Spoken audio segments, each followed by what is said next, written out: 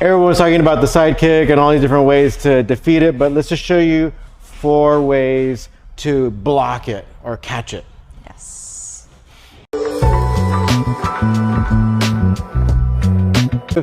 The most basic thing, especially if it's kind of more mid-level, maybe even like say chest to belly height, would just be blocking like a downward block. You still can round your back, but main thing is that you just bat it down. So I'll throw the kick here to Tani. So boom, just yep, just batting it down.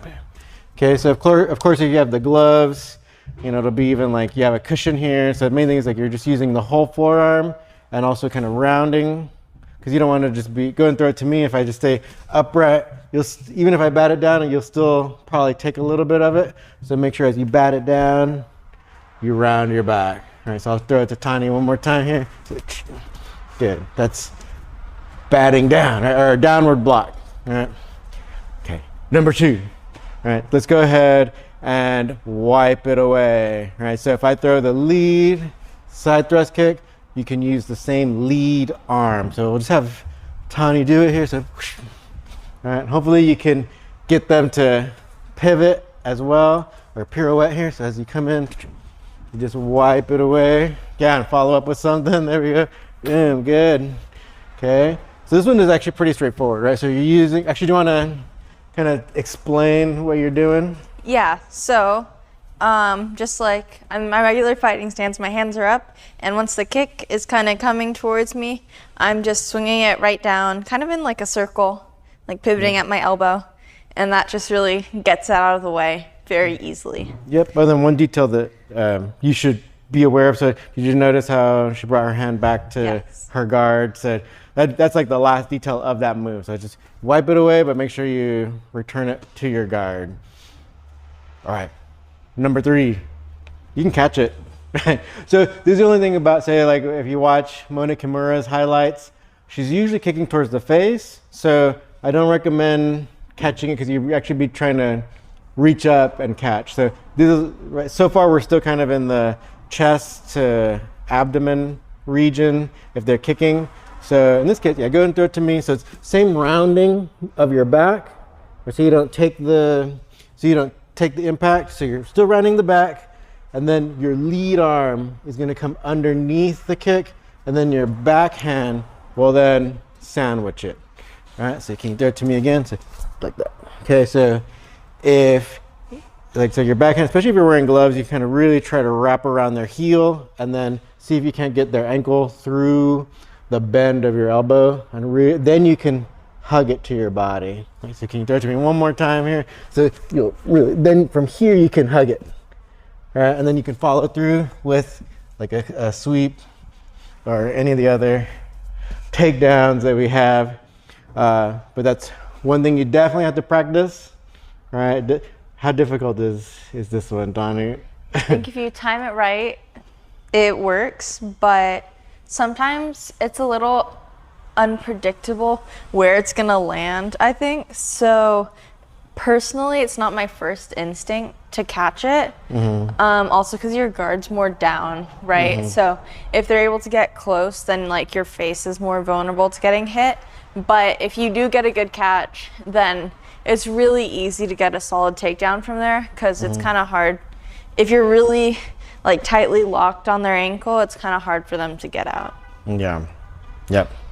So now, if you're in Mona Kimura range, what they always try to say, like, oh, sweep the base leg, like, don't even worry, because, like, don't even try, yeah, right? Because her kick is already going to be so far close to you, you probably don't have the reach with your leg to kick out the back leg, how all with like the Muay Thai enthusiasts, they think, oh, this can go, but if it's already at your face, yes, you want actually. Oh, let's add a bonus one. So especially if you have the gloves on, right? So you still have to keep your backhand up, and then you have to almost like the Philly shell, like where you can kind of easily move this hand from like your ear towards the front of your face. You're gonna have to catch it like that. So actually, I'm gonna throw it towards my face, so it'll be catching So we're kind of doing an exaggerated example, just so you can kind of understand.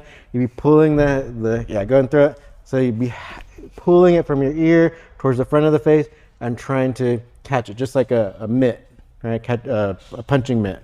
Okay, so it's a little bonus one, but let's try to do a little bit more elaborate one where you'll just be pairing just like uppercuts, right? So you'll be leading with your elbow, bringing your elbow across your midline. So if the punch comes or the kick comes up to the, going through it towards my face, there we go, like that. Okay, a little bit more. I'll keep this one down so you kind of see. So, okay, so you're leading with the elbow, bringing it across. Hopefully you can get them to like pirouette a little bit. So again, it's just like parrying uppercuts. Yeah, so like say in boxing, you just lead with that elbow, bring it across your waist. All right. So for the high ones, you got a couple things. You can just block with the glove, catch it with the glove, or parrying just like uppercuts. But so if it's like lead leg, you'll be, so if it's this, but it's, you block with the same side. I just saw my life flatten. Yeah. So have you've had some use, or you've used these a few times, right? Now? I think so. I still need a lot more practice because I think it's less, or at least it takes time to develop these blocks to a point that they're very instinctual. Like I think roundhouse kicks are a little more predictable sometimes because they have a bigger lead up. And so just like by body language, you can see it a lot easier. Whereas the side kick is like, it kind of comes out of nowhere sometimes. But I think once I work on it a bit more, I'll be able to block them better. Yeah, similar to like a jab, but just like longer reach and more powerful. So yeah, they're dangerous. Like they should just be there. A lot of times they can just pop up. I think that's why Mona Kimura is very successful as well. Just that follow through. So again, just like with anything with fighting, you have to drill it and spar with it, and at first you're probably gonna still take a lot of hits until you like refine it. So we don't feel bad. That's kind of like the process of acquiring a new skill. All right. So any questions, you can write them down below. If not, we'll see you in the next video right over here.